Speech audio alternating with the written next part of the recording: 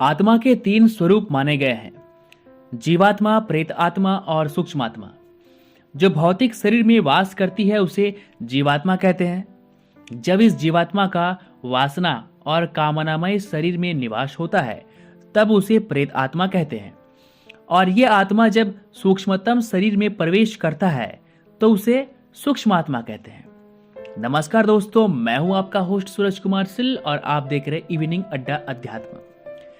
Evening अड्डा अध्यात्म का जो यह सीरीज है अर्थात आत्मा के रहस्य के बारे में, ये उस सीरीज का भाग 2 अर्थात वीडियो संख्या 2 आप देख रहे हैं। इससे पहले हमने पार्ट 1 को अपलोड किया है। अगर पार्ट 1 आपने अभी तक नहीं देखा है तो डिस्क्रिप्शन में जो है लिंक दिया हुआ है। डिस्क्रिप्शन में जाकर पहले आप भाग 1 को देखिए, फिर भाग 2 को। भाग 1 को देखने के बाद आप समझ गए होंगे कि आत्मा का रहस्य क्या है। आपके जो सवाल हैं कि आत्मा क्या है, आत्मा कहाँ से आई है, कहाँ जाएगी, आत्मा का रंग रूप और आत्मा का निवास कहाँ पर है, इन सभी सवालों के जवाब आपको भाग 1 में मिल जाएंगे। इस वीडियो का यह है भाग 2। आज भाग 2 में हम उससे आगे की बात करेंगे अर्थात योनियों की बात करेंगे। आत्मा शरीर में किस जगह से प्रवेश करती है या किस जगह से आत्मा का निकास होता है अर्थात आत्मा निकलती है, आज इस वीडियो में वो जानेंगे। तो आइए शुरू करते हैं आज का हमारा टॉपिक।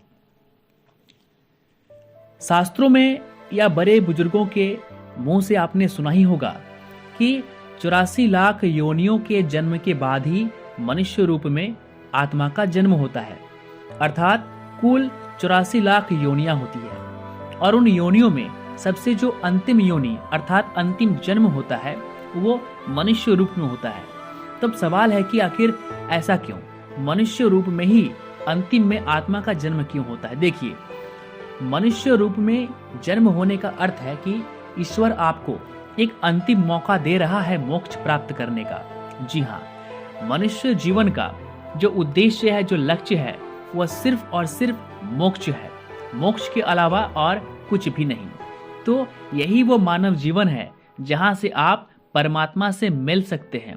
एक बाघ या एक कौवा, एक कुत्ता या बिल्ली भगवान से मिल नहीं सकता, भगवान में विलय नहीं हो सकता, लेकिन आप एक मनुष्य हैं। अगर आप चाहें तो आप ईश्वर को देख सकते हैं, उन्हें अनुभव कर सकते हैं और मोक्ष के उपरांत आपकी जो आत्मा है जहां से आई है वह फिर वहीं पर उनका विलय भी हो जाएगा।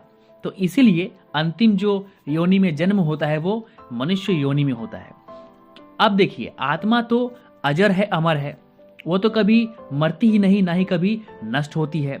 अर्थात हमारे इस शरीर के मर जाने के बाद भी ये आत्मा जीवित रहती है और फिर यही आत्मा फिर से जन्म लेती है कर्म के अनुसार।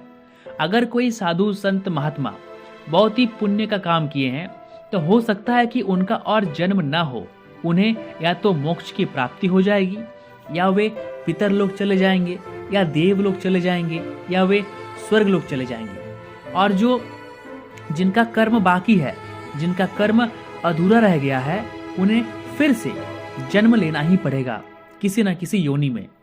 अब वो किस योनि में जन्म लेंगे वो उनका कर्म ही निर्धारित करता है। और जो लोग दुष्ट प्रवृत्ति के अर्थात राक्षस गण के होते हैं, राक्षस प्रवृत्ति के होते हैं, उनका प्रेत योनि में जाना निश्चित है। अब प्रेत योनि में जाने के बाद क्या होता है कि हर आत्मा को प्रेत योनि में कुछ पल के लिए जाना पड़ता है। यह पल 1 सेकंड का भी हो सकता है, या 1 माइक्रो सेकंड, नैनो सेकंड का भी हो सकता है, या फिर 10 साल, 100 साल, 1000 साल तक का हो सकता है। यह डिपेंड करता है कि आपने जीते जी कैसे कर्म किए हैं। अगर आपका कर्म बहुत ही अच्छा है तो आपको 1 पल के लिए प्रेत योनि में जाकर तुरंत देवलोक, पितरलोक या फिर स्वर्गलोक में आपको ले जाया जाएगा। लेकिन आपका कर्म अगर बहुत ही बुरा है, राक्षसी प्रवृत्ति के आपके कर्म हैं, तो प्रेत योनि में आपको 100 साल, 10 साल, हजारों साल तक कष्ट भोगना पड़ेगा। प्रेत योनि में जन्म का मतलब ही है कष्ट, क्योंकि आपको वहां पर शरीर तो मिलने वाला नहीं है।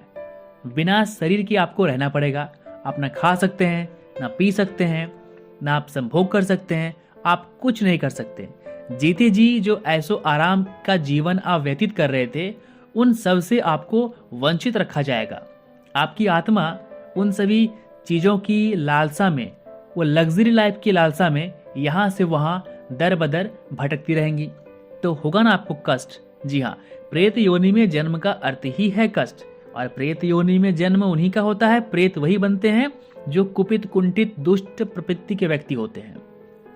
अब बात करते हैं कि 84 लाख योनियों में क्या क्या आते हैं।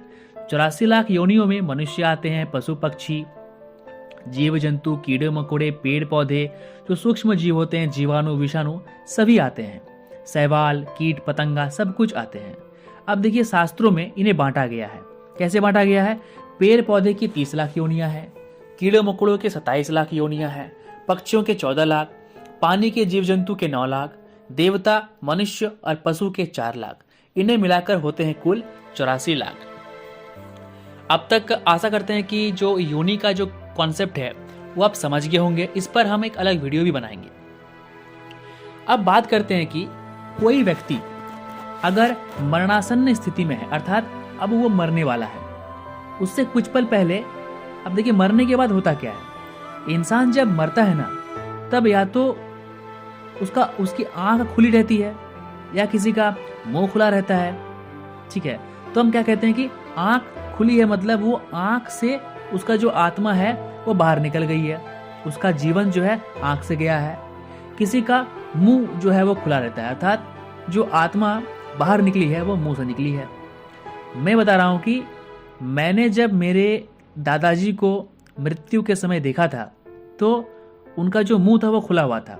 इसका अर्थ ये होता है कि मुंह के द्वार से आत्मा बाहर निकल गई, जो अच्छा ही होता है। अब बात करते हैं कि शरीर में किन किन जगहों से आत्मा का प्रवेश होता है और आत्मा निकलती भी है। देखिए, हमारे शरीर में जितने भी छिद्र हैं, जैसे मुख, नाक, आंख, कान और उत्सर्जन के प्रमुख मार्ग, मतलब कि मलद्वार, जननांग, जिनसे हमारी जन्म होती है, इन सभी चीजों के साथ साथ एक बहुत ही महत्वपूर्ण छिद्र है, उसे हम कहते हैं ब्रह्मरंध्र, जो मस्तिष्क के पास रहती है। ब्रह्मरंध्र, वहां से भी आत्मा निकलती है। अब देखिए, मुख से, नाक से, आंख से, कान से, इन सभी चीजों से आत्मा का जो निकलना है ना, वो सामान्य है। सामान्य मनुष्य जो अच्छा ही लगभग कर्म करते हैं, नपातुलासा, उनके जो प्राण है वो मुख से या नाक से या कान से या आंख से जो है निकल जाती है। जो दुष्ट प्रवृत्ति के व्यक्ति होते हैं ना, उनका प्राण मल मूत्र के मार्ग से निकलते हैं, अर्थात जहां से मलद्वार है या जननांग, वहां से निकलते हैं। और जो सत्कर्म करते हैं, जो योगी, संत, महात्मा, आध्यात्मिक लोग होते हैं, उनकी जो आत्मा है ना, ब्रह्मरंध्र से उनका प्राण, उसका जो आत्मा है वो निकलती है। तो ब्रह्मरंध्र का जो स्थान है वो सिर के पीछे वाला हिस्सा जो है वहां पे होता है। तो उम्मीद करते हैं कि ये भी आप जो समझ गए होंगे, ये भी कॉन्सेप्ट जो आपका क्लियर हो गया होगा कि प्राण कहाँ से निकलती है। तो दोस्तों, उम्मीद करते हैं कि ये वीडियो आपको बहुत ही पसंद आई होगी। इस वीडियो को भाग 1 और भाग 2 को देखने के बाद अगर आपके मन में कोई और सवाल है आत्मा को लेकर, तो आप कमेंट बॉक्स में कर सकते हैं या हमें ईमेल कर सकते हैं। हमारा ईमेल एड्रेस आपको डिस्क्रिप्शन लिंक में या चैनल के डिटेल्स में आपको मिल जाएंगी। आप सवाल कर सकते हैं, आपके सवाल का जवाब 2 से 3 दिनों के भीतर दे दिया जाएगा। कोई भी सवाल आप आत्मा के बारे में अगर आपके मन में कुछ है, आप पूछ सकते हैं। और अगर हमने किसी टॉपिक को छोड़ दिया है तो उसका हम एक अलग भाग पार्ट 3 लाएंगे बहुत ही जल्द। उसमें हम उन सभी चीज़ों को कवर कर लेंगे जो हमने आत्मा को लेकर छोड़ दिया है। और जैसे कि मैंने पहले भी कहा कि आत्मा का प्रवेश द्वार, आत्मा कहाँ से निकलती है, योनि, इसका एक अलग सेपरेट वीडियो होगा। ये वीडियो सिर्फ आत्मा के लिए है कि आत्मा है क्या, ये कहाँ रहती है। तो उम्मीद करते हैं आत्मा का जो कॉन्सेप्ट है, पूरा रहस्य के बारे में आप समझ गए होंगे।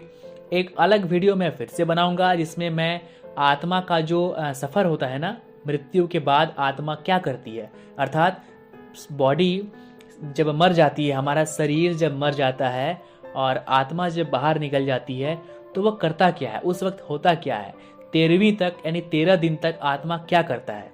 तो और उसका स्वर्ग लोक में गमन कैसे होता है, कैसे वो स्वर्ग जाता है, कैसे नर्क जाता है, ये सभी बातें मैं आपको वीडियो में बताऊंगा। इसलिए चैनल को अगर आपने सब्सक्राइब नहीं किया है तो कर लीजिए। आगे वीडियो बहुत ही इंटरेस्टिंग होने वाला है दोस्तों। मिलते हैं अगले एपिसोड में, तब तक के लिए नमस्कार, जय हिंद, जय भारत।